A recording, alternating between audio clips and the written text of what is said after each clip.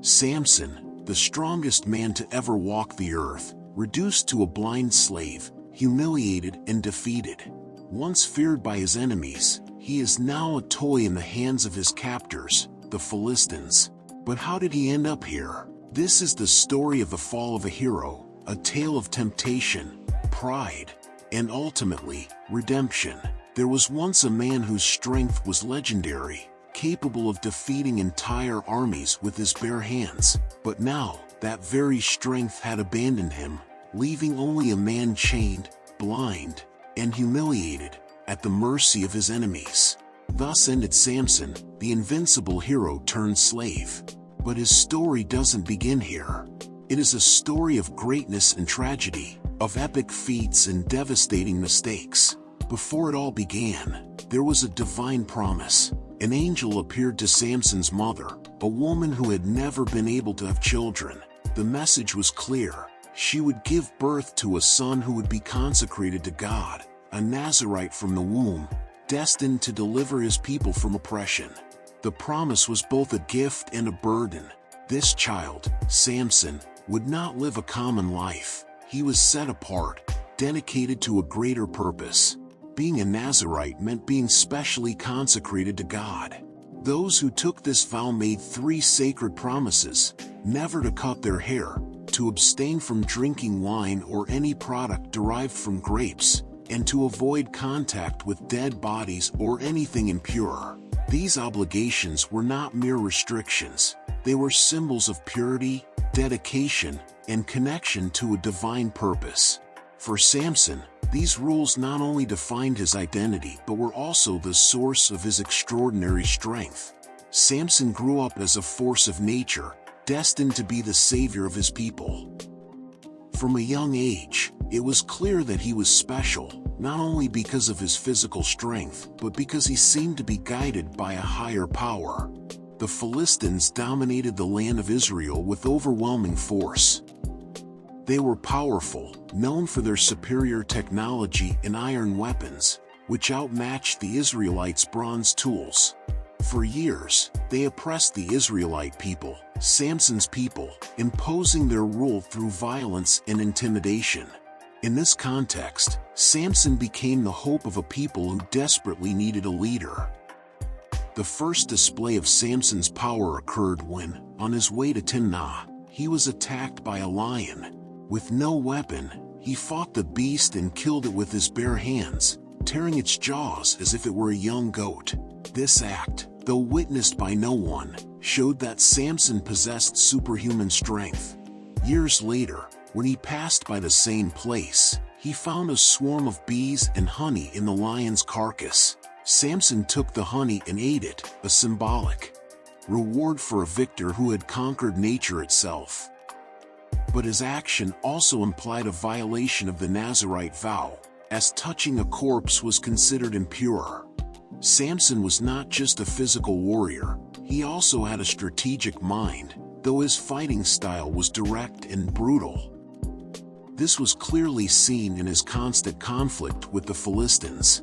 In one of his most iconic acts, Samson carried the gates of Gaza to the top of a hill facing Hebron. These gates were not simple barriers, they were a symbol of the city's power and security, and Samson ripped them from their sockets, leaving the city exposed and humiliated. This act was not just a demonstration of physical strength, but a symbolic challenge to his enemies, showing them that no wall, no gate, could stop him. Samson's power seemed limitless, and the Philistines feared him. Every time they tried to stop him, they encountered a force they could not match. Throughout his life, Samson was driven by the desire to protect his people, but his methods were often violent and extreme. He was not a leader who relied on complex strategies or diplomatic alliances. He was pure force, using brutality as his primary language. For 20 years, Samson was a judge of Israel, leading his people through the fear he inspired in his enemies. But while his physical power was unmatched, it was also clear that Samson struggled with his own inner temptations. The unbeatable warrior, though capable of defeating armies, was constantly battling his own desires and emotions. Despite his unbeatable strength, Samson had a weakness: his attraction to Philistine women. This became evident when he decided to marry a woman from Timnah. Despite warnings from his parents, who knew that an alliance with the Philistines was dangerous, Samson insisted on following his desires. He saw the woman and wanted her for himself, regardless of the consequences. This decision marked the beginning of a pattern that would define his life: the inability to resist the temptations offered by the enemy. During his wedding celebration, Samson proposed a riddle to the Philistine guests: out of the eater came something to eat, out of the strong came something sweet.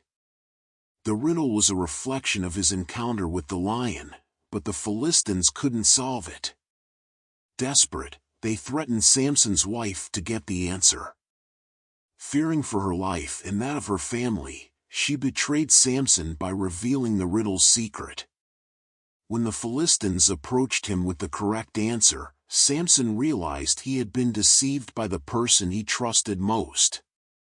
Filled with rage, he left the wedding and traveled to Ashkelon, where he killed 30 men to take their clothes and fulfill his promise of a reward to those who solved the riddle.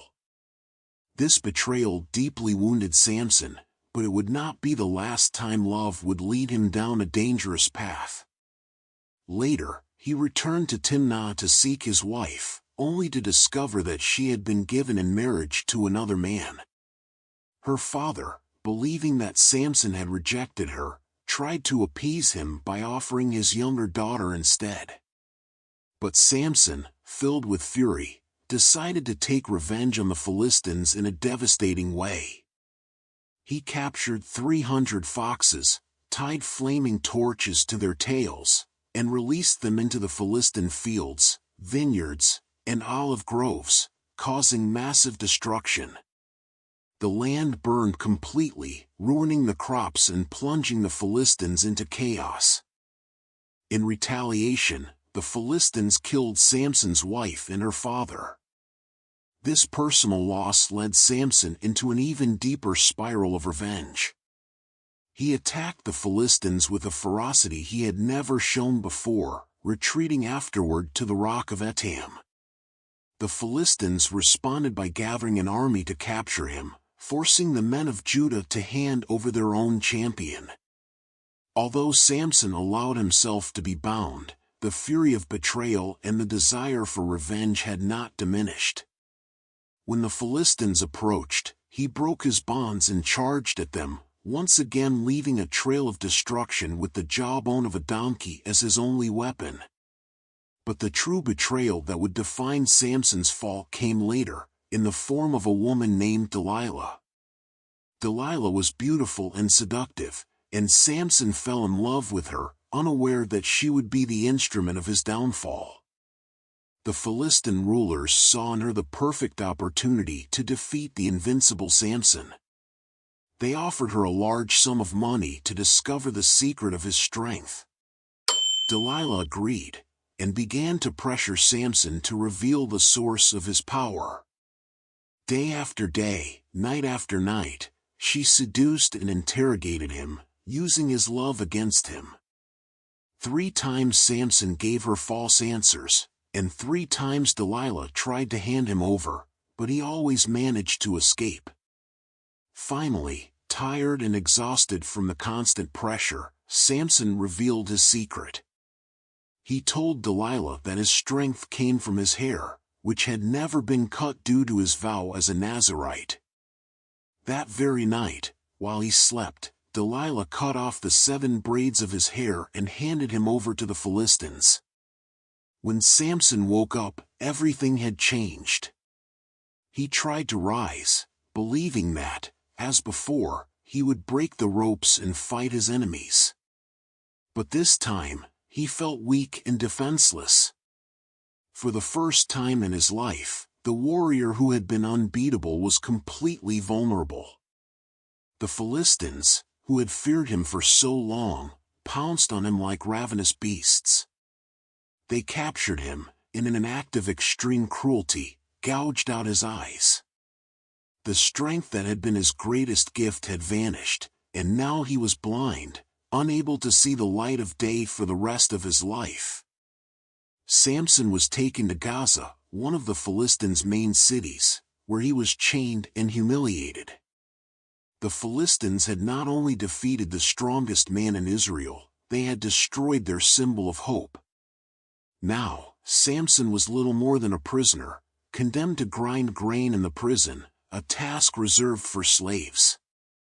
The hero who had been the terror of his enemies, the man who carried the gates of Gaza on his shoulders, was reduced to a pathetic figure, crawling through the prison, blind and chained.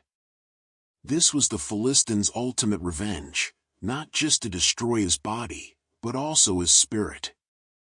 The punishment of blindness was not only physical torture but also a cruel irony. Throughout his life, Samson had been guided by what he saw. He had been attracted to the beauty of Philistine women, to the temptation of the forbidden, to the desire to satisfy his impulses. His eyes had led him to his greatest mistakes, and now, deprived of sight, he was plunged into darkness that reflected the state of his soul. And this is where we began the story, remember?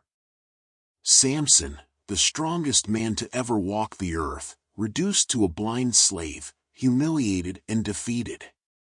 Once feared by his enemies, he is now the toy of his captors, the Philistines. While the Philistines celebrated, something unexpected happened.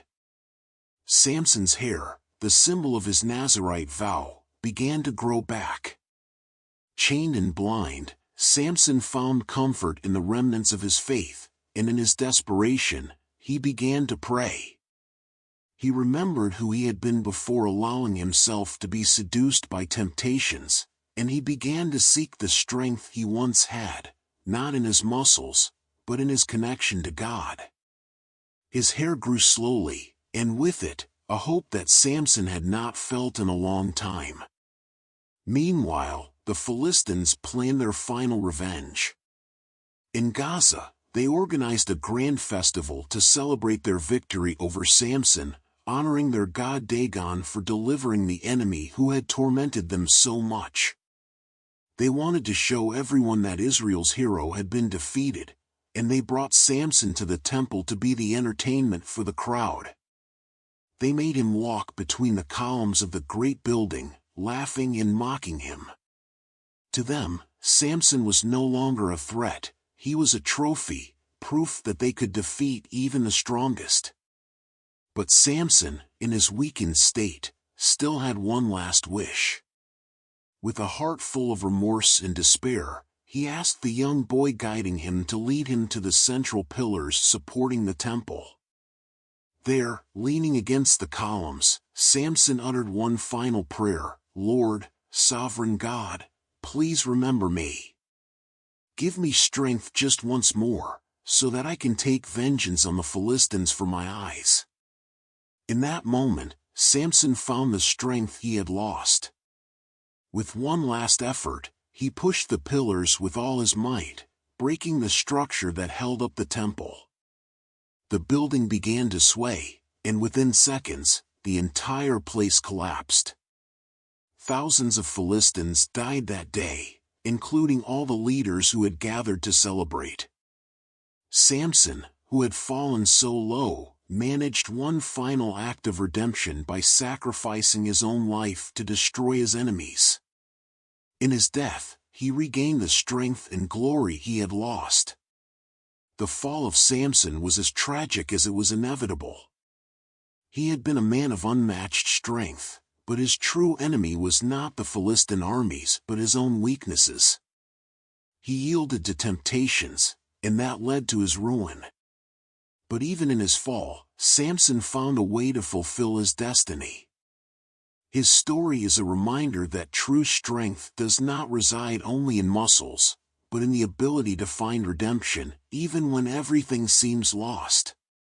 Samson, the hero who fell, was also the man who rose one last time to fulfill his purpose, leaving behind an unforgettable lesson on power, temptation, and redemption. If this story of strength, downfall and redemption inspired you, don't forget to give it a like and subscribe to the channel for more epic stories that motivate you to keep going. Share this video with someone who needs to remember that no matter how many times you fall, there is always a chance to rise and fight once more. Activate the notification bell so you don't miss any of our upcoming stories. See you in the next video.